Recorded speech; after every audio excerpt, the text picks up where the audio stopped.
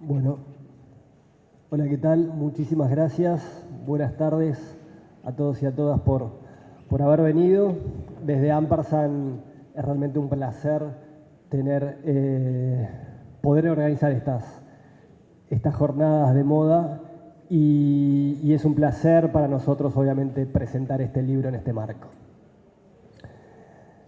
Cada vez que nos sentamos a trabajar con Ana Mosqueda, directora de Ampersand, y Marcelo Marino, director de la colección Estudios de Moda, tenemos ese sueño de encontrar una investigación que alumbre desde un lugar inesperado el sistema de la moda. No es fácil. Discutimos mucho, confiamos en la mirada del otro, en las lecturas, cuestionamos marcos teóricos, bibliografías, relevancia de ciertos temas o la escritura misma de las investigaciones.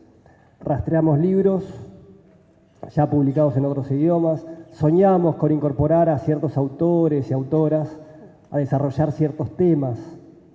Con ese espíritu, en plena pandemia, desde Ampersand lanzamos un premio de ensayo para apoyar las investigaciones que se estaban haciendo en la disciplina. Considerábamos que era necesario, en un momento de crisis, no dejar de pensar, no dejar de incentivar la investigación. Así un día, me acuerdo, pasando páginas y páginas de proyectos enviados, algunos muy interesantes, encontré una propuesta que me sorprendió desde la primera lectura. Quizás porque no conocía la historia, pero esa historia tuvo la virtud de atraparme, de interesarme y, por último, de fascinarme. Es un tema complejo, pero tal vez por esa misma razón, en esa complejidad, radica su valor. Un elemento, un juguete, que pueda hablar de un sistema, de una industria, de una cultura y también, quizás, de una identidad. De eso se trata Prodigiosa Marilú, de Daniela Pellegrinelli, que desde luego obtuvo el premio Ampersand de ensayo en estudios de moda en el año 2021. No solo era un tema original para abordar desde la perspectiva de los estudios de moda, sino también que su autora tenía la capacidad de atrapar al lector, de envolverlo en esa historia que contaba un pasado, una infancia y un país. Daniela Pellegrinelli es una autora obsesiva y meticulosa, gran conocedora del mundo de los juguetes, y este libro es un reflejo de esa obsesión y de su gran trabajo sobre el material. Ella nació en Coronel Pringles, es educadora y gestora cultural. Su trabajo está enfocado en la historia de los juguetes, el juego y la cultura material infantil. Como educadora se dedica a la formación de docentes, gestores culturales y diseñadores. Entre 2008 y 2015 participó de la creación del Museo del Juguete de San Isidro como consultora, curadora y directora. En 2010 publicó el Diccionario de Juguetes Argentinos, Infancia, Industria y Educación, 1880-1965, publicado por El Juguete Ilustrado Editor. Y entre 2018 y 2020 fue directora de Cultura de Coronel Pringles. Nos acompañan en esta presentación y la acompañan a Daniela, también Gisela Lauró, que es socióloga y doctoranda en Ciencias Sociales, se desempeña como docente de grado y posgrado en la Facultad de Arquitectura, Diseño y Urbanismo. Codirige la carrera de especialización en Sociología del Diseño en la misma casa de estudios y es investigadora del Instituto de Arte Americano e Investigaciones Estéticas Mario Busquiazo y del Museo de la Historia del Traje. Es coautora además del libro Modo Mata Moda, Arte, Cuerpo y Micropolítica en los 80 y Body Art. También nos acompaña Carolina Sapiola, que es doctora y profesora en Historia y magíster en Sociología de la Cultura. Su campo de estudios es la historia de la infancia en Argentina. Es investigadora y docente del Instituto de Ciencias de la Universidad Nacional de General Sarmiento, donde dirige el proyecto Una historia de la cultura escrita para niñas y niños en Argentina y la colección Infancias y Juventudes, de ediciones de la Universidad Nacional de General Sarmiento. Muchas gracias por venir y acompañarnos.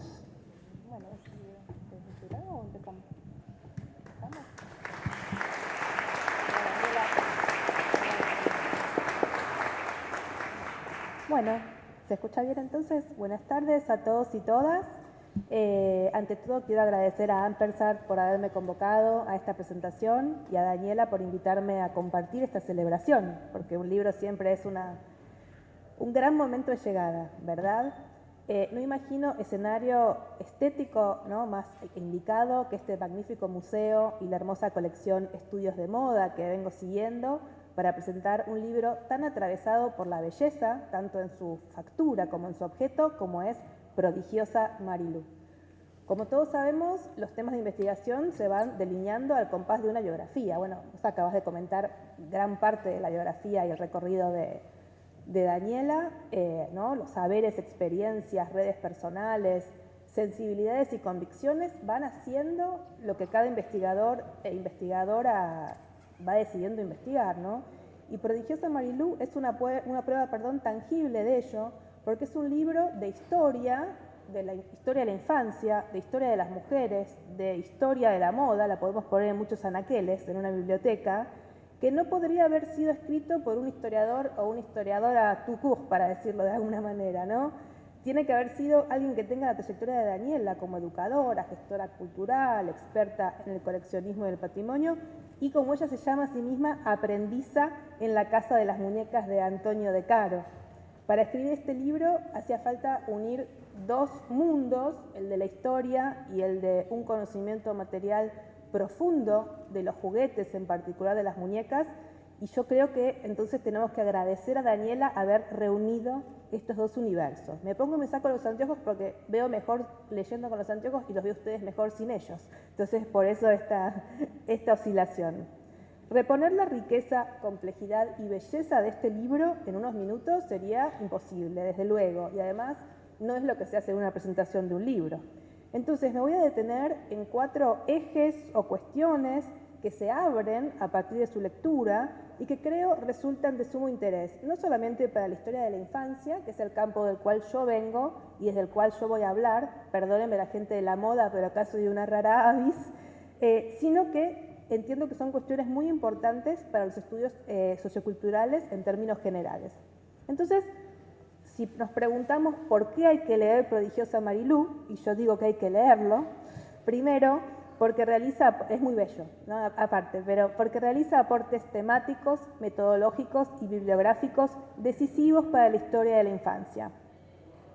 La historia de la infancia ha demostrado que en el marco de formación de los estados nacionales, la infancia se convirtió a escala atlántica en el grupo etario más trascendente para los sectores dirigentes, en tanto los niños y niñas estaban llamados a ser los ciudadanos, trabajadoras, madres del futuro de la patria. Al calor de discursos e intervenciones generados desde la medicina, la pediatría, la pedagogía, el derecho y sobre todo en el ámbito de la escuela pública y obligatoria, cristalizaron definiciones hegemónicas de la infancia, de gran pregnancia y persistencia temporal, que caracterizaron a los niños y niñas como, sobre todo, alumnos de la escuela pública e hijos de una familia constituida por un papá y una mamá casados legalmente. Definiciones, por supuesto, atravesadas por modulaciones de género, clase y raza, sobre las que después voy a volver. Sin embargo, trabajos más recientes dentro del campo comenzaron a postular que los mercados y los consumos tuvieron tanto peso como el Estado, la familia y las disciplinas científicas en la conformación, de las representaciones de las infancias y en las experiencias de vida y los procesos de subjetivación infantiles. Para esta línea de investigación, interesada en los consumos culturales infantiles situados en los mercados de masas del siglo XX, Prodigiosa Marilú marca un camino a seguir, porque es el primer estudio, el primer libro que aborda de modo sistemático y en la larga y mediana duración la historia de los juguetes, de las muñecas en específico, no sé si está mal si digo juguetes en términos genéricos, por ahí estoy metiendo la pata, y del juego en Argentina. Temas de los cuales hasta hoy, si bien muchos coleccionistas y muchos especialistas saben mucho, en el campo de la historia de la infancia, no sabíamos prácticamente nada, a excepción de lo aprendido en el diccionario de juguetes, ¿no?, que Daniela publicó en 2010. Prodigiosa Marilú también es un modelo en términos metodológicos y del diálogo con la bibliografía. Daniela postula la necesidad de abordar el estudio de las muñecas tanto desde las fuentes documentales como desde su materialidad y su historia, y lo logra con creces, porque en este libro el análisis de las colecciones de muñecas, sus guardarropas y accesorios tienen la misma centralidad que el de las revistas Marielú y Villiquen, que son las principales, aunque no únicas, fuentes documentales que Daniela analiza, y las entrevistas orales que también realiza vastamente. Quiero subrayar este logro porque la historia viene intentando revalorizar la importancia de las fuentes iconográficas, fotográficas, cinematográficas, materiales en los análisis, pero por falta de conocimientos y entrenamiento todavía cuesta mucho abandonar un paradigma centrado en el análisis de la palabra escrita. Por eso este libro, ¿no? para el campo de la historia es tan novedoso. Por otro lado, un corpus exhaustivo de bibliografía europea y estadounidense que no se conocía en Argentina, y también recalco esto porque esto ya de por sí es un aporte muy grande del libro, permite a Daniela insertar a Marilu en una larguísima tradición de muñecas de moda, de la cual, según nos explica, y eso me dejó atónita porque me sorprendiste, Barbie es la más conocida de todas, pero no deja de ser una más. La reconstrucción de esta genealogía, que se remonta a las cortes europeas del siglo XVI, se gesta acicateada por la renovación de la pedagogía en la Ilustración y se entrelaza con el desarrollo industrial de los juguetes y de la moda en el siglo XIX, entre otros factores, es fascinante. Daniela demuestra que la muñeca más importante de la historia argentina abreva en la tradición francesa de las revistas de moda y en la tradición juguetera de las muñecas alemanas. Pero, que estas tres me comentaba recién Elsa, ¿no? que son alemanas justamente. Pero, y aquí hay un segundo eje que deseo destacar, no se trata de un libro que plantea grandes contextos internacionales para pasar después a analizar lo local como si fueran dos operaciones diferentes, sino que la dimensión transnacional de los procesos culturales, del fenómeno cultural Marielú en este caso, se repone de manera permanente, compleja y minuciosa, demostrando que quien fungió como vectora entre lo internacional y lo local fue Alicia Larguía, la creadora de Marielú. El libro aborda así, con excelencia, dos dimensiones insoslayables para todo análisis sociocultural: la circulación transnacional de los productos culturales, siempre mediada por sinuosos procesos de apropiación y resignificación, y la importancia de las trayectorias de vida y de las redes personales de los editores, escritores, ilustradores, jugueteros, para entender estas mediaciones y sus propuestas creativas. Apoyada en entrevistas y en fotos, Daniela traza una biografía muy completa que ayuda a entender por qué una mujer como Alicia Larguía se lanzó al ambicioso proyecto de crear una muñeca en 1932, la revista Marielú en 1933, la icónica tienda Marielú de la calle Florida en 1934 y Babylandia, una de las primeras fábricas de muñecas de nuestro país. Seguramente la incentivaron, especula Daniela, pero con mucha fundamentación esta especulación, ¿no? Su posición incómoda como hija ilegítima, pero heredera de un terrateniente argentino y de una madre alemana de clase trabajadora, pero muy cultivada, y el haber entrado en contacto con las ideas sobre el juego de Pestalozzi y Froebel en la Escuela Normal de San Nicolás, donde Alicia fue educada por 3 de las maestras estadounidenses convocadas por Sarmiento, ¿no? Esto es fascinante. También fueron decisivas sus largas estancias en Europa y el consumo de productos como la revista La Semaine de Suzette y la muñeca Bleutt, de donde extrajo la fórmula comercial que desplegó en Marielú, a saber, una muñeca articulada para jugar y vestir, unida a una revista sobre la muñeca que enseñara a coser e introdujera a las niñas en el universo de la moda.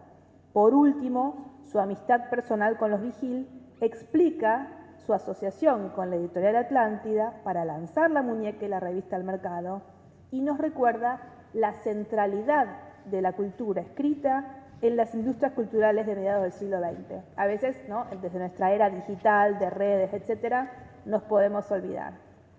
Un tercer motivo por el cual recomiendo leer Prodigiosa Marilú es su enfoque sobre las muñecas y el juego, que nos ayuda a reflexionar sobre el consumo, pero también sobre la dinámica de construcción y reproducción de jerarquías de género, clase y raza, y sobre la agencia infantil. Marilú es una muñeca de moda que buscaba que las niñas jugaran mientras se instruían en el magisterio de la moda y de los buenos modales, y mientras se preparaban para ser futuras madres, cuidando a sus hijitas, cuidado en el cual bien vestirlas y vestirse bien era muy importante. Marilú propone entonces un modelo de mujer ajustado a un orden patriarcal, en principio, y también postula una clara jerarquía de clase. Para empezar, porque solo las niñas de clase alta o de clase media podían comprar la muñeca, su ropa y sus accesorios. Si bien me aventuro a decir que eran centenares de miles las niñas que la conocían y la deseaban, entre otros motivos, porque como explica Daniela, se publicitaba en la revista Villiquen, y ustedes saben que en los años 40 y 50 Villiquen sacaba por semana cientos de miles de ejemplares que llegaban a Argentina y a América Latina. Fue la revista con más tirada de toda América Latina. Además, los formidables trajes de Marilú se vendían junto a accesorios que proponían escenas de la vida social y hábitos de la clase alta. Por ejemplo, practicar equitación, jugar al golf, tomar el té, levantarse de la cama con un kimono de seda y pantuflas, tener piano de cola y teléfonos en la sala. ¿No? Hay muchas de estas escenas que están hermosas, incluidas en el libro, las van a ver fotografiadas, algunas por ahí las están pasando, yo no veo. Por otra parte, Marilú alimentó imaginarios y jerarquías raciales. Daniela no lo plantea con estas palabras, pero esto se deduce claramente de su análisis. Durante el siglo XX, en consonancia con el mito de la Argentina como nación blanca, las infancias argentinas fueron imaginadas y definidas como racialmente blancas. A diferencia de la educación de género, que fue y por momentos sigue siendo mucho más explícita en cuanto a lo que los nenes y las nenas pueden o no hacer, ¿no? Las nenas son dulces, los varones no lloran, mamá amasa la masa, bla, bla, bla. La educación racial, al menos la que iba dirigida a los niños, se basó mucho más en imágenes que en palabras, en ausencias que en presencias. Con el equipo Mundos de Infancia que conformamos en la Universidad de General Sarmiento, estamos estudiando las identidades y jerarquías raciales que se propusieron desde la literatura infantil. Entre las décadas del 30 y 60, que es la temporalidad de Marilú, los niños y las niñas representados, por ejemplo, en Villiquen y Anteojito, fueron exclusivamente blancos. Los indígenas solo aparecieron como habitantes del pasado territorial o como pieles rojas asociados al western. Los afrodescendientes como habitantes del pasado colonial o como seres cómicos, exóticos, risibles, siempre parte de la servidumbre, que era una palabra que en ese momento histórico se utilizaba. En ambos casos eran otros ubicados en otro tiempo y en otro espacio distinto al de la nación argentina. Como parte de su época, porque Daniela explica muy bien que los juguetes siempre son parte de su tiempo, Marilú también asoció la infancia argentina y la belleza corporal a la blancura. Las muñecas, primero de factura alemana, luego argentina, tuvieron 3 colores de cabello, pero solo uno de piel, eran blancas. Salvo en el caso de la Marilú negra, lanzada al mercado en el 41, vestida con un uniforme azul de lo que en ese momento se llamaba mucama o sirvienta, y acompañada por delantal, cofia y un matecito de plata. Este modelo no tuvo mucho éxito, así que solamente la pericia de Daniela pudo encontrarla, y de hecho en el libro nos la muestra, ¿no? Hay uno de los dioramas de esas fabulosas vidrieras de la tienda Marilú. Está la casita de la Marilú con todas haciendo cosas divinas, y está la Marilú negra en la cocina, cocinando, limpiando, no me acuerdo bien qué está haciendo. El otro caso es la Marilú vestida de sioux, que no era una niña indígena, sino una niña blanca, portando un típico disfraz que en ese momento histórico se usaba para el carnaval, u otros eventos. Sobran las palabras, pero quiero remarcar especialmente hoy, que es el Día del Respeto de la Diversidad Cultural, la importancia que tienen libros como este, ¿no? Que nutren el estudio de los productos culturales para niños, para entender la pedagogía racial que invisibilizó a los argentinos indígenas y afrodescendientes por tanto tiempo, o que los mostró en posiciones subordinadas. Ahora bien, como explica Daniela, los juguetes comunican mensajes que suelen estar asociados a ideologías dominantes y estrategias de mercado, pero sus significados son constantemente puestos en tensión, flexibilizados, recreados durante el juego y por quienes lo juegan. Así, Marilú proponía claros modelos de género, clase y raza, pero, al menos en los dos primeros casos, también ofrecía caminos para ponerlos en tensión. A través de un minucioso análisis de las cartas que enviaban las niñas a la revista Marilú y de la reconstrucción de la infancia de varias de ellas, de esas niñas, ¿no? Daniela demuestra que como poseedoras de las muñecas y sobre todo como lectoras de la revista, las niñas fueron agentes de cierta autonomía. Al escribir cartas a otras primitas de la revista contando su vida y sus intereses, enviar sus fotos, redactar poemas, concursar para lograr que los vestidos cosidos por ellas se exhibieran en las vidrieras de Casa Marilú, se dieron a conocer en el espacio público y se conectaron con otras. Y si no eran parte de la élite, el dominio de la costura y del lenguaje de la moda, adquiridos gracias a Marilú, pudo servirles para lograr la independencia económica y o el ascenso social. Ahí está la Marilú Sioux, justamente. Alicia misma, Alicia Larguía, por su carácter de hija ilegítima, madre divorciada, mujer económicamente independiente, en contacto con la vanguardia del psicoanálisis, ¿no? Se psicoanalizaba con Raskowski, tradujo a Melanie Klein, empresaria, viajera, encajaba bastante mal en el prototipo de feminidad que en principio encarnaba Marilú. Lo mismo que algunas de las lectoras de Marilú, que como muestra Daniela, reconstruyendo sus vidas, tuvieron trayectorias profesionales, intelectuales e ideológicas que excedieron largamente la mujer madre, ¿no? Claro que en su mayoría se trataba de mujeres, de niñas de la élite, luego mujeres, que venían o de la élite misma o de familias profesionales e intelectuales, con lo cual ya contaban con ciertos capitales que les hicieron más fácil escapar de los mandatos, ¿sí? ¿no? Sin embargo, lo importante, que también en lo cual Daniela insiste mucho, ¿no? es que ningún juguete, ninguna revista instituyen per se modelos o identidades y sobre todo no lo hacen de modo lineal o sin tensiones. Quienes juegan, leen, cosen, escriben, se apropian de los juguetes en un contexto social, cultural, lingüístico, familiar, escolar y desde una subjetividad que tiene mucho que aportar a la polisemia de los productos culturales. El último punto que deseo plantear es que este libro nos propone claves muy valiosas para pensar por qué algunos productos se convierten en fenómenos culturales y comerciales, en acontecimientos que puntúan la historia de las infancias argentinas y de las mujeres argentinas en este caso. En cuanto apareció, Marilú hizo furor entre las niñas, ¿no? La primera tanda se agotó enseguida y aún permanece en la memoria colectiva de quienes las tuvieron y de quienes no las tuvieron. Esta semana estuve preguntándole, ¿no? a madres, tías, abuelas, vecinas conocidas y bueno, todas recordaban haberla tenido o haberla deseado. Marilú es un objeto de culto. La belleza del objeto, que Daniela describe con preciosismo en el libro, seguramente tuvo un peso decisivo en este enamoramiento que generaba. Además, para muchas niñas y sus familias, porque recordemos que son los adultos quienes compran los juguetes, ¿no? a solicitud o no de las niñas y niños, Marilú fue un símbolo de la propia distinción social o una vía para alcanzarla, al menos simbólicamente.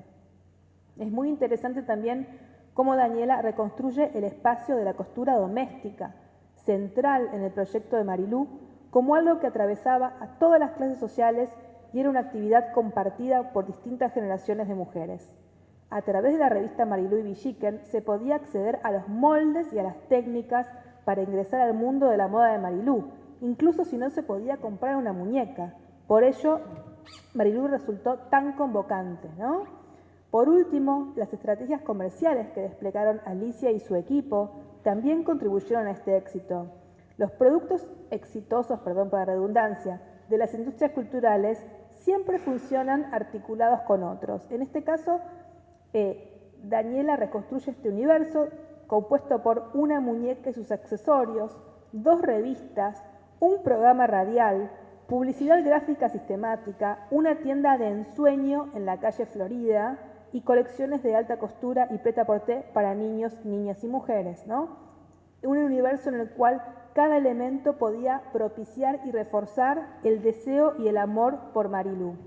La conexión de la tienda con el Star System, dado que las estrellas nacionales e internacionales y la propia Evita fue a comprar ahí, imagino, ¿no?, que como plantea Daniela, también deben haber contribuido a la fascinación por esta marca. Yo voy a dejar aquí, ¿no?, para no extenderme mucho, siendo totalmente consciente de que dejé muchísimas cosas de lado, porque el libro es de una riqueza absoluta, pero les quiero advertir que el viaje que nos propone Daniela no es solo académico. Leyendo Prodigiosa Marilú me emocioné mucho recordando la enorme importancia que tuvieron en mi infancia las muñecas y sus atuendos, especialmente el guardarropa de mi Cindy bailarina, compuesto por decenas de prendas primorosas y minúsculas cosidas o tejidas por mi abuela Violeta y por otras hechas por mí, con muy poca pericia, pero con una dedicación apasionada por la costura y los vestidos que me hizo sentir muy cerca de las mamitas de Marilú. Bueno, gracias por tu libro, que es hermoso. Buenas tardes a todas, a todos. Bueno, ¿qué decir? Bueno, primero agradecer especialmente a Daniela, a Marcelo Marino por la invitación a presentar este libro, a la editorial y a quienes están hoy aquí presentes.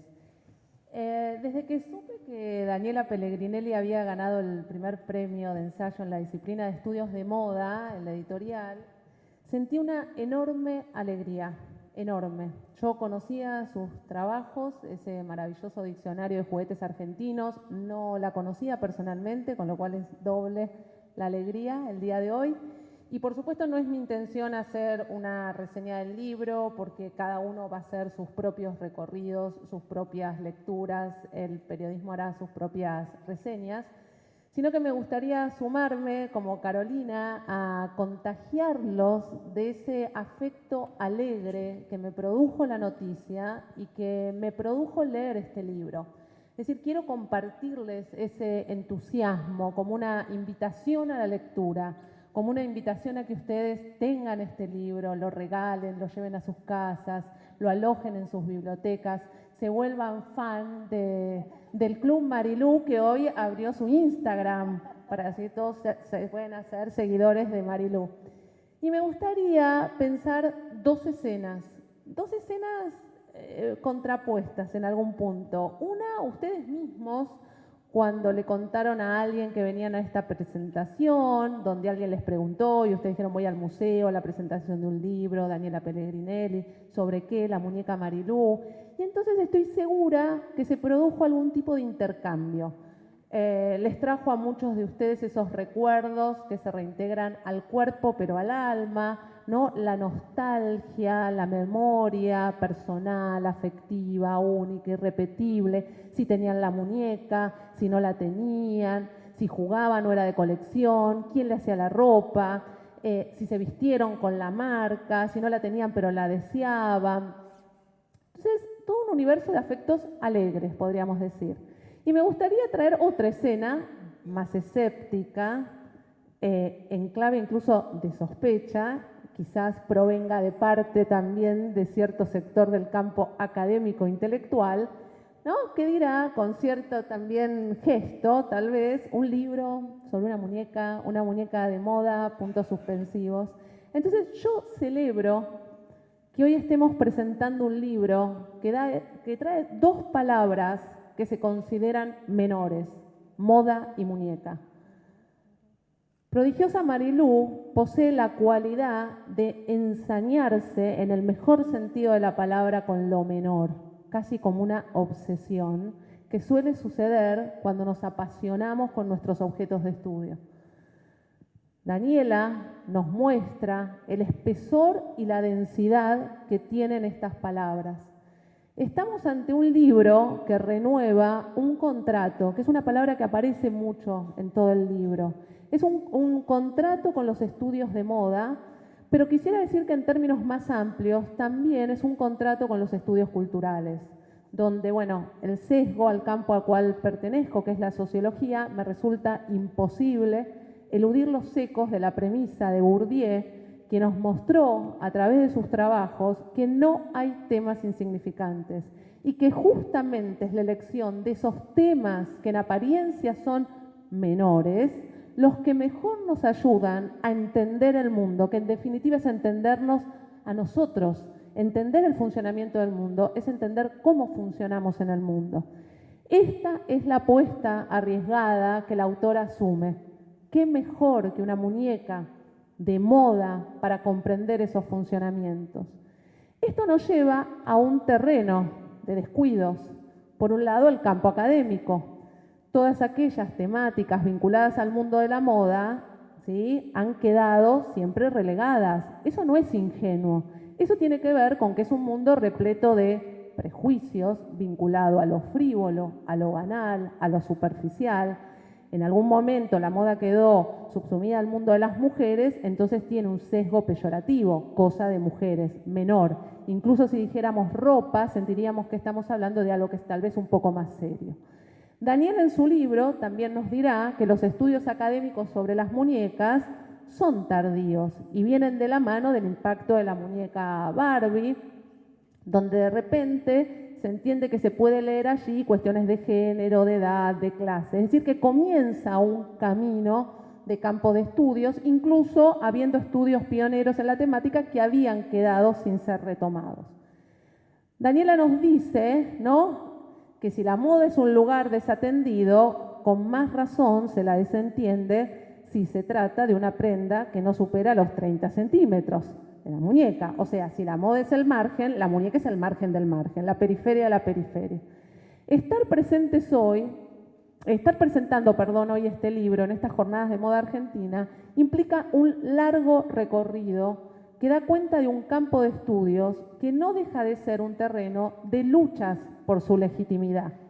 Hay un bolso de tela, que lo tengo acá, que tal vez a ustedes les dieron cuando compraron algún libro de la editorial Ampersand, que dice: todo lo que existe en este mundo tiene el propósito de terminar siendo un libro.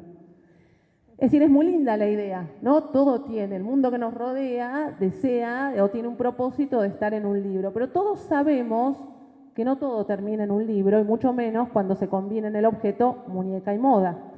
Entonces uno se te podría preguntar, ¿qué tiene que suceder para que algo termine finalmente en un libro? Hay muchas cosas que tienen que suceder, pero a mí me gustaría traer una palabra, que es la palabra hospitalidad. La hospitalidad no es un pensamiento abstracto, la hospitalidad es un acto. Es aquel acto que crea un espacio para que algo tenga lugar. Entonces me gusta esa sección de agradecimientos, ¿no?, que la quisiera leer en esta clave, esa cadena donde está una editorial, un editor, una colección de estudios de moda, un premio, un jurado, los entrevistados, los coleccionistas, los archivos, los museos, las becas, en definitiva un campo, pero la clave de la hospitalidad es ese gesto el que permite devolver visibilidad a un eslabón perdido. La muñeca Marilú y su creadora, Alicia Larguía, que quedaron escondidas en algún pliegue de la historia. Y este libro busca ir al rescate de esas memorias que aún la tienen presente, como esos mismos gestos redentores de los coleccionistas y su pasión por Marilú, que de no ser por la labor que hacen, se producirían vacíos imposibles de llenar en la historia.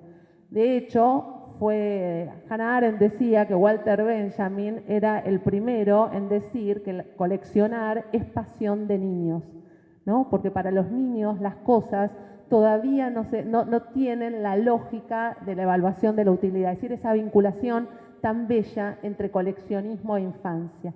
Entonces viene esta línea de palabras: hospitalidad, hospital, clínica. Daniela se encuentra con la muñeca Marilú en una clínica de muñecas, desde la cual ella empieza a asistir en el año 1997, la lleva ahí la intención de hacerse aprendiz de un oficio que Daniela dice, bueno, finalmente no aprendió, pero donde gracias a ese encuentro material que ofrece el espacio de un taller y una escucha atenta a las conversaciones, Marilú y su creadora empezaron a brillar como las joyas que eran, dice la autora en términos textuales. Daniela Pellegrinelli tal vez no se hizo del oficio de reparar la materia, no le vamos a llevar muñecas a su clínica, se puede quedar tranquila, pero eso no significa que no haya puesto en movimiento otro oficio con la misma habilidad del artesano, que es el arduo trabajo que significa investigar. La hipótesis que Daniela quiere probar es que Marilú es una muñeca de moda. Allí comienza la rigurosidad de su trabajo, donde es inseparable la investigación teórica y empírica, que pone en jaque todo el tiempo al sentido común, que eso es lo que hace una buena investigación, es decir, eso que creemos desde el sentido común, pero que cuando vamos al trabajo de campo nos damos cuenta que tal vez las muñecas no son solo una vinculación con la infancia o que el juego no es un mero lugar de limitación. Es decir, eso sucede en una buena investigación porque hay un enorme trabajo de campo, con fuentes, documentales, entrevistas, grandes pesquisas detectivescas que nos muestran cómo son las tramas del trabajo que Daniela ha hecho. Y su escritura. Su escritura posee una creatividad intelectual en el registro del ensayo que es un encuentro amoroso. Amoroso con el objeto de estudio, pero amoroso con nosotros, con los lectores. A cada momento agradecemos esa escritura. Eso también es un gesto hospitalario. Marilú es un nombre propio, de hecho está inscrito en el cuerpo de la muñeca para que nadie intente cambiárselo. Pero Daniela nos permite comprender cómo ese nombre grabado está cargado de una historia polifónica.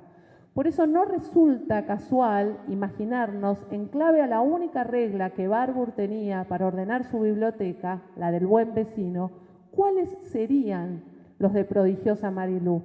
Estaría plagado de buenos vecinos que nos conducirían directamente a este libro, porque la historia de una muñeca de moda es la convergencia de toda una red de relaciones sociales que está contenida en esa miniatura, lo cual nos confirma una advertencia que Marx nos hacía en el primer tomo del Capital, donde afirma que, a primera vista, una mercancía parece una cosa evidente, trivial. De su análisis resulta que es una cosa complicada, llena de sutilezas metafísicas y mañas teológicas. Es decir, de este modo, dice Marx, las mercancías se transforman en una cosa sensiblemente suprasensible. Por eso creo que es una decisión muy acertada por parte de la autora haber incluido un estudio pormenorizado de la materialidad. De hecho, es una vacancia en los estudios de este tipo que descuidaron lo material. Ese materialismo histórico que nos recuerda que Marilú es el reflejo de la historia material, del trabajo humano que pone en movimiento a la materia, que está ubicada, situada en tiempo y espacio. Y en esa materialidad están las pistas que llevan a la autora a otros territorios, como la decisión de elegir por parte de Alicia, su creadora, una muñeca articulada, que la publicidad anunciaba, lo cual permite mejor el juego de vestir y desvestir, y emulaba mejor un cuerpo real. La importación de la muñeca desde Alemania en sus inicios y luego su fabricación a nivel nacional, que da cuenta del escenario internacional y de las oportunidades locales para la industria, que si bien modificaron la hechura de la muñeca, son las posibilidades de su fabricación en nuestro territorio. Los colores de las etiquetas que le permiten a su autora historizar estos recorridos. Las etiquetas que llevan el aura que rodea el nombre, Marilú, la firma, la marca, pero que la exceden porque va acompañada de otras palabras para identificar, como por ejemplo la dirección donde se vendía, Marilú, Florida 774. Eso certificaba que no era una copia, que es una preocupación permanente que forma parte del mundo de la moda y que nos trae otro espacio clave para la moda, la ciudad, los recorridos urbanos de consumo en la ciudad de Buenos Aires, otra clave de lectura fundamental. El espacio no es un vacío que se llena, es una morfología social, hay espacios de consumo, quienes deseen determinados objetos deben circular por el espacio y eso implica toda una creación performativa, visitar esas casas de moda. Daniela nos propone imaginar cómo sería esa experiencia de consumo en miniatura, donde incluso se muestra un cuarto de baño de una casa de muñecas de la cual sale agua porque hay un depósito oculto detrás.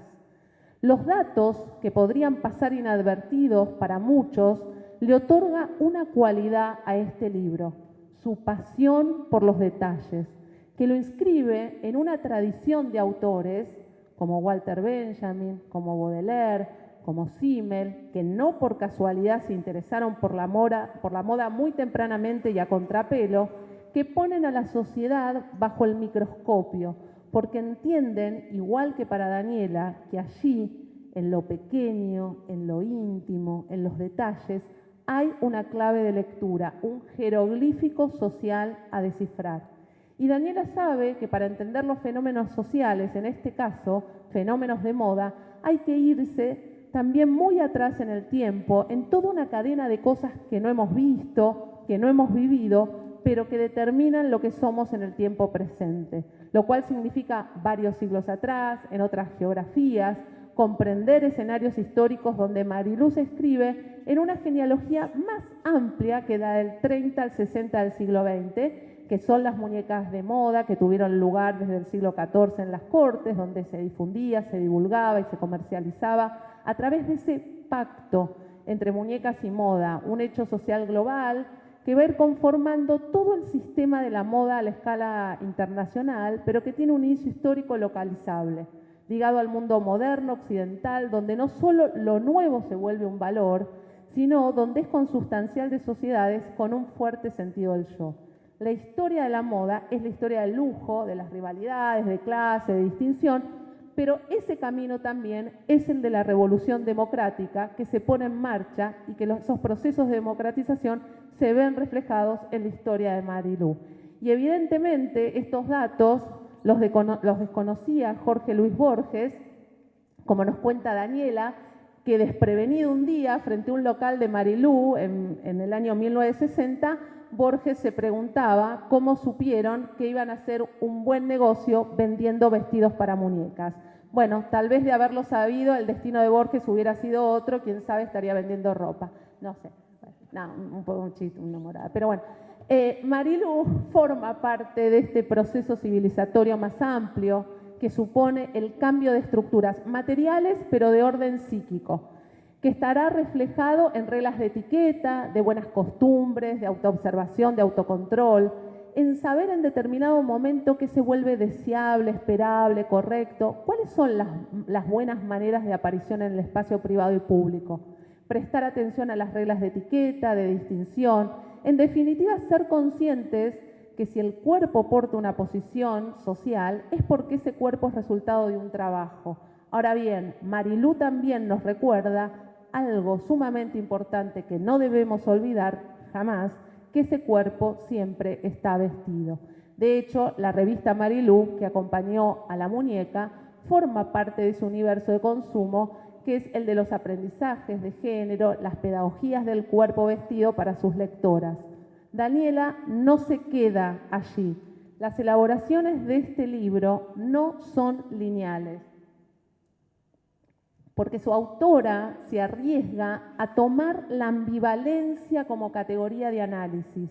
Y es allí donde Marilú nos confirma que en ese juego de vestir y desvestir a las muñecas hay un margen de libertad que se encarna en esa actividad que está integrada a las relaciones sociales de un aprendizaje donde se puede hacer justamente otra cosa más allá de la mímesis.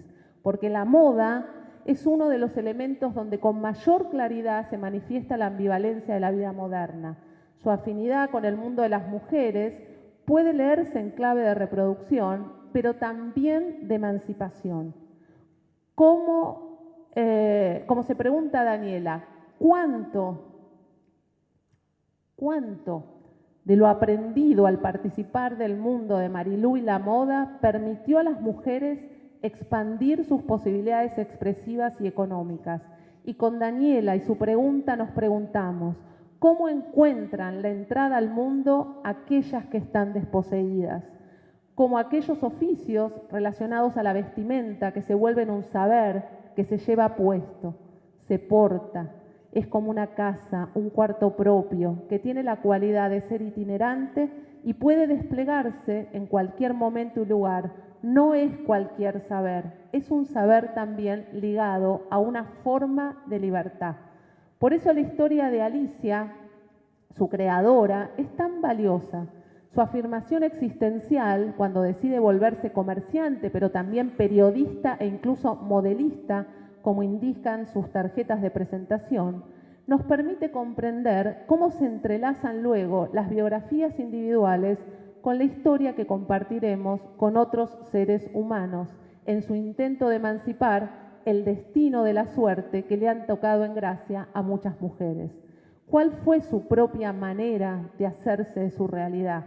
Allí se despunta aquello que las publicidades anunciaban: Marilú, la incomparable, la única muñeca que reina en el corazón de todas las niñas. Al igual que las niñas, las cosas poseen un corazón. Prodigiosa Marilú nos recuerda que deberíamos tomar la expresión llegar al corazón de las cosas de un modo más literal. En esa aparente quietud hay un movimiento silencioso. ¿En qué lenguaje nos hablan las cosas? ¿Cómo nos entendemos con ellas?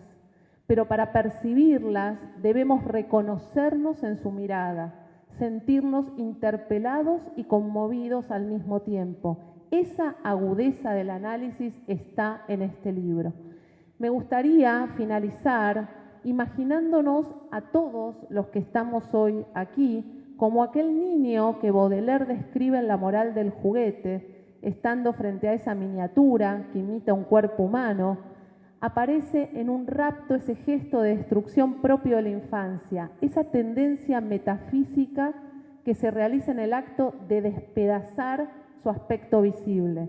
Pero a diferencia del texto del poeta francés, donde a la pregunta ¿por dónde está el alma del juguete? Viene la tristeza y la decepción del niño por no encontrarla, les aseguro que al finalizar la lectura de este libro, ustedes sentirán el júbilo y la certeza de saber que en ese ritual iniciático llegaron al corazón de Marilú, y es allí donde se producirá el encuentro con la prodigiosa experiencia que nos hace formar parte de su mundo, que es nuestro mundo. Muchas gracias. Bueno, no, como se imaginarán, estoy muy nerviosa. No sé si hablan de mí, realmente. Yo escribí eso. Sí me reconozco en algunas cosas, la obsesión, cualquiera que me conoce sabe, la minuciosidad, el amor por lo pequeño, el detalle, ¿no? Bueno, yo la verdad es que les agradezco, la verdad que todo lo que dijeron, no sé si realmente lo hice, creo que hay algo de la lectura de ustedes que le agrega bondades a este trabajo. Lo que sí sé es que Marilú ha sido mi pasión durante muchos años y que imagino que eso de alguna manera se transmite, que he convivido no solo con las Marilús, sino con Alicia Larguía como si fuera parte ya de mi familia. Creo que eso cualquiera que investiga le pasa, ¿no? Uno termina como sintiendo que esa persona es, digamos, está más cerca de uno que, no sé, que familia propia o que conocidos. Porque además hay que tratar de entender o imaginar qué pasaba por la cabeza de esa persona, ¿no? Intentar estar en su lugar, en sus zapatos, cosa que no es fácil. Yo lo único que preparé son agradecimientos y los voy a leer. Bueno, en primer lugar, a mis dos compañeras de mesa que generosamente aceptaron estar acá hoy y hablar del libro. Y también y especialmente a quienes hicieron posible que este libro, ellas ya algo dijeron, que este libro existiera. En primer lugar, al jurado digamos, del premio de ensayo, ¿no?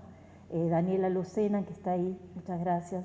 Marcelo Marino, que es el editor de los estudios de moda, que hoy no está acá con nosotros porque vive en otro país.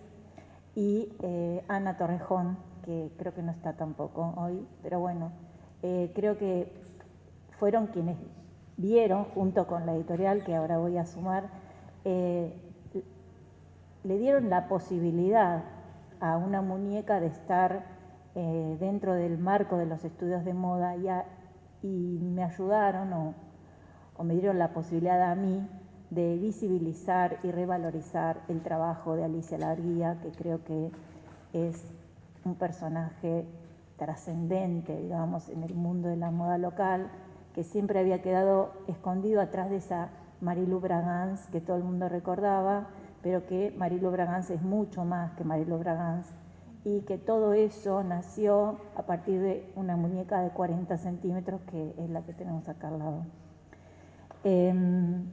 Así que bueno, además de ellas, a Ampersand, a Diego Erland, que fue el editor, que sabe que soy obsesiva porque él tuvo la paciencia para acompañarme, así que agradezco también por las correcciones, por aceptar sugerencias, al resto del equipo de Ampersand con el que he venido trabajando, Luisa, Victoria y Emilio, y por supuesto, bueno, a la directora de Ampersand y a todo el resto del personal. Bueno, por supuesto a Marcelo, que no está acá, que fue quien me acompañó en la escritura, leyendo y asesorándome y sugiriéndome, pero sobre todo alentándome, ¿no? Cuando dudaba, cuando pensaba que estaba encarando demasiados riesgos y me alentaba a seguir haciéndolo. Pero sobre todo y también a la familia de Alicia Larguía, a los descendientes, a los nietos, a los bisnietos, que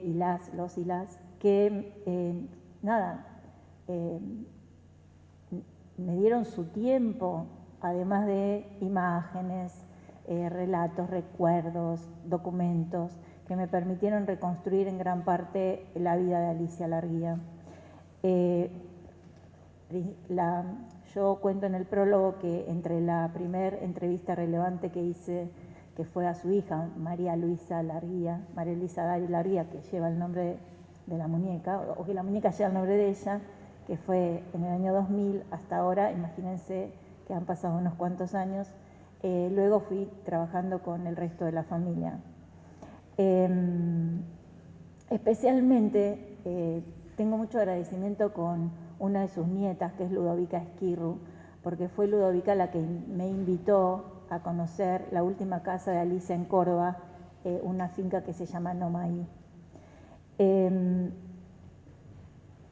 Perdónenme, pero también fue importante poder reconstruir en relación a toda la tarea de Alicia, la vida y la obra de quien fuera su mano derecha, que fue Sara Souto, que también es otra figura obliterada del mundo de la moda, pero quien fue la modelista principal de Casa Marilou y quien logró, como en gran medida, concretar o llevar al plano concreto y a los detalles, otra detallista, ni les cuento de qué nivel, llevar al detalle y concretar eso que Alicia también se imaginaba, ¿no?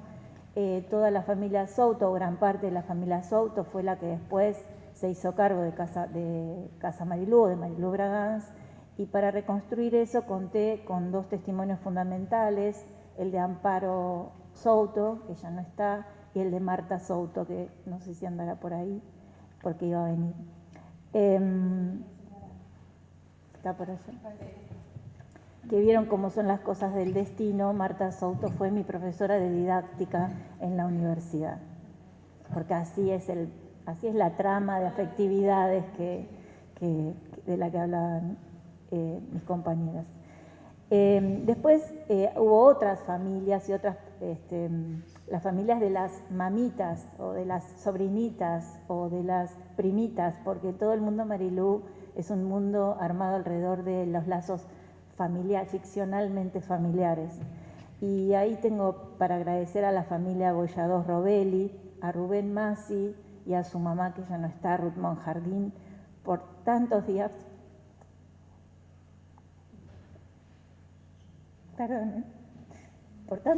pasados en Luján hace muchos años, donde me daban de comer, la merienda, y después me subían al colectivo de vuelta a Capital, porque fue ellos tenían la colección de Marilú casi completa, así que fui hasta Luján para tener tiempo de verla, poder calcar los moldes que después heredó Elsa, y bueno, pasaba todo el día en esa casa, así que bueno, creo que Rubén andaba por ahí también. Paola Marigliano, Susana Leone, las familias Lanari Chudi y Fishback Chudi, y la artista santafesina Nelly Jiménez Bayana.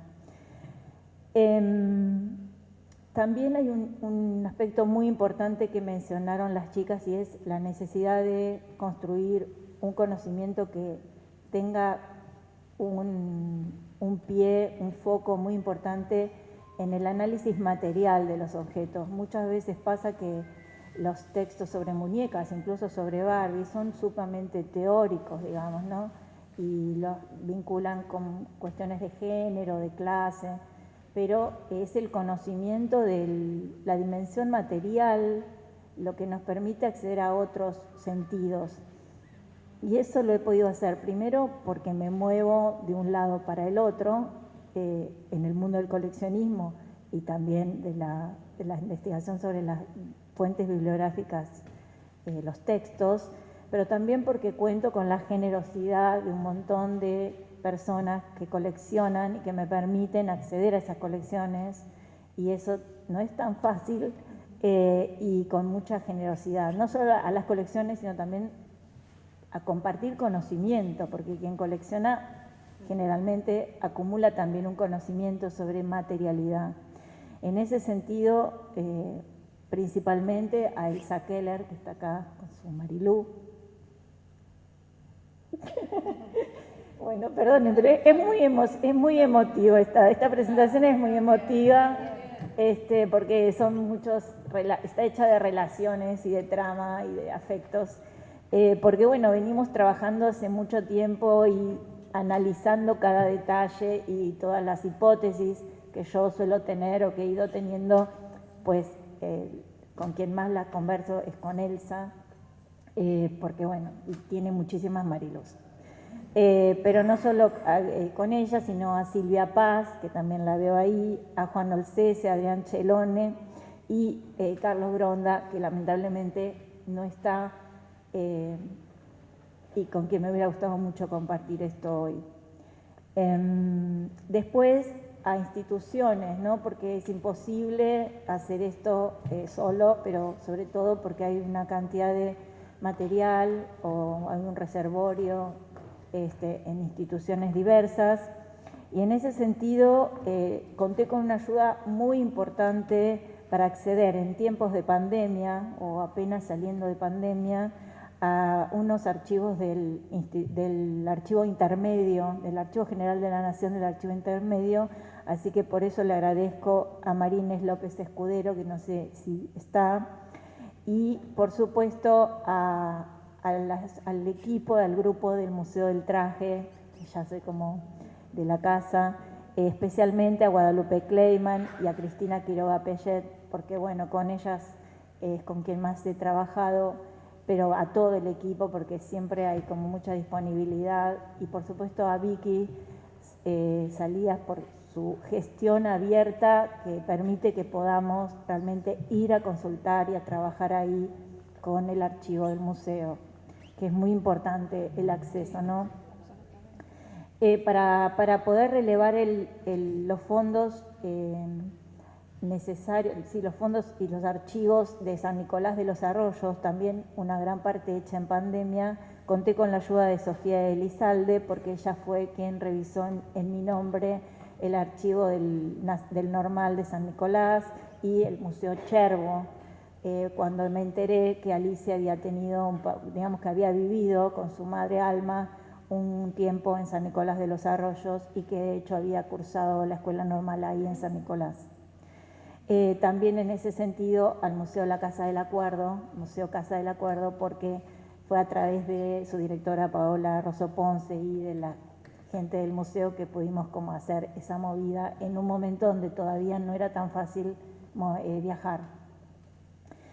En el camino recibí 2 becas del Fondo Nacional de las Artes, que quiero realmente reconocer, porque no solo son aliciente económico, sino que muchas veces estas becas son un aliciente simbólico, ¿no? Uno siente que lo que está haciendo, bueno, alguien lo está viendo y vale la pena seguir. En ese sentido hubo otra beca que fue muy importante y que, digamos, el gestor de esa beca o la institución que gestó esa beca fue la Fundación TIPA, Teoría y Práctica de las Artes, especialmente a través de quien tengo allí, Américo Castilla, quien, enamorado de Marilú y de toda esa historia, me ayudó o hizo puente para que pudiera pasar una temporada en el Young Victorian Albert Museum, donde pude consultar archivos durante bastante tiempo y donde descubrí trabajos que me orientaron mucho para pensar Marilú en el sentido en que las chicas están diciendo, ¿no? Como esa gran trama. A mí me costó mucho pensar o encontrar la manera de contar esa historia, porque era tan llena, tenía tantas aristas, ¿no? Que sentía que no era abarcable, o sea, era difícil pensar cómo, desde dónde, cómo encarar la cuestión de los feminismos en relación a esta situación, a esta muñeca, bueno, en fin, era complejo.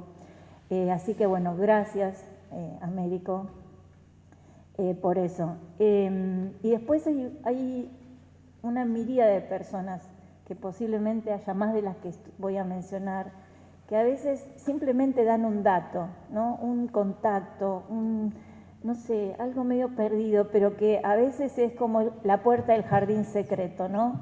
Y esas personas me dicen a veces, ay, pero si yo te di, no sé, te di un teléfono.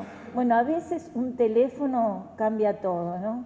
Y quienes investigan lo saben, o sea, cualquier ayuda puede realmente ser el ábrete sésamo de un descubrimiento más grande. Y en ese sentido quiero mencionar, bueno, a Paola Rosso Ponce, María Paula Bontempo, Victoria Lescano, Pablo Peuner, Natalia Méndez, Mauricio Márquez, Luis Príamo, Paula Félix Didier, Abel Alexander, Eli Burba, Pablo Montini, Jordana Blechmar, Karina Gasparini, Marisol González. Y especialmente por un apoyo permanente y porque me ayudó mucho con las imágenes, a María Aramburu. Después hubo quienes me ayudaron puntualmente en la escritura del libro, ¿no? Con la escritura, leyendo los capítulos y en ese sentido, bueno, primero a Argelia Perazzo Olmos, que creo que está, a Marcela López, a quien ya vi, que bueno, fueron mis lectoras, mis primeras lectoras, digamos, me ayudaron a ordenar un poco, bueno, a Diego otra vez, porque fue quien leyó después de la editorial y también, le dio el ok, y bueno, y a Marcelo que me fue acompañando. Las fotos principales de la muñeca Marilú que están en el libro son de la fotógrafa Graciela Calabrese, a quien también agradezco muchísimo. Y para terminar, espero no haberme olvidado de nadie, ojalá este libro sea semillero de otros libros sobre cultura material de la infancia, sobre infancia y moda, infancia y vestimenta, juguetes, vestimenta y juego, en fin, sobre el encuentro entre los tópicos del campo de la moda y del vestido y la niñez, el juego y los juguetes. Y por supuesto, implica el descubrimiento de la gran obra de Alicia Larguía y el rol social y cultural lleno de matices que tienen las muñecas. Gracias.